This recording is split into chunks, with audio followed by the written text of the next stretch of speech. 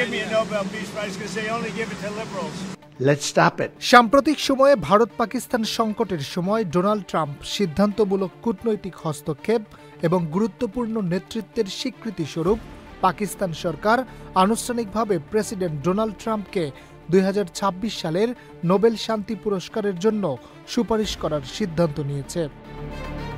ইসলামাবাদ থেকে সরকারের official x অ্যাকাউন্টে প্রকাশিত বিবৃতিতে বলা হয়েছে, ট্রাম্পের দূরদর্শী কূটনৈতিক তৎপরতা ও গুরুত্বপূর্ণ নেতৃত্ব দুই পারমাণবিক শক্তিধর দেশের মধ্যে চরম উত্তেজনা প্রশমিত করতে সহায়তা করেছে।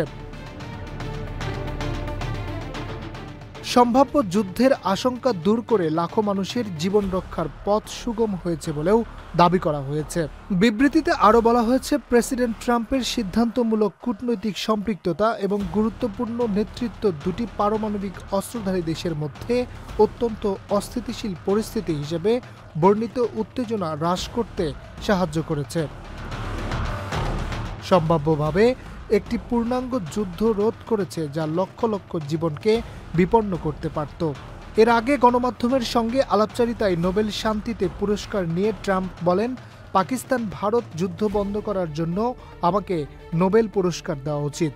আমার এটি 4 বা 5 বার পাওয়া উচিত ছিল। অথচ তারা এই পুরস্কার শুধুমাত্র উদারপন্থীদের দেয়।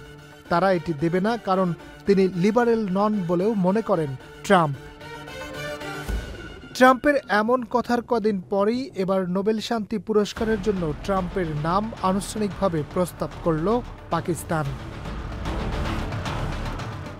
Harunur Rashid, channel I. Let's stop it. Let's stop it. Bundle থাকলে প্রতি সেনমানিতে টাকা বাঁচবে। বিকাশ সেনমানি বান্ডেল কিনে জিতুন প্রতি লেনদেনে। শুরু হয়েছে Standard Charter Channel i Agro অ্যাওয়ার্ডের 10ম আয়োজনের মনোনয়ন গ্রহণ। এবার নতুন ক্যাটাগরি বছরের সেরা ছাদ কৃষক সহ মোট 13টি ক্যাটাগরিতে পুরস্কার প্রদান করা হবে। মনোনয়ন গ্রহণ চলবে আগামী 15 জুলাই 2025 তারিখ পর্যন্ত।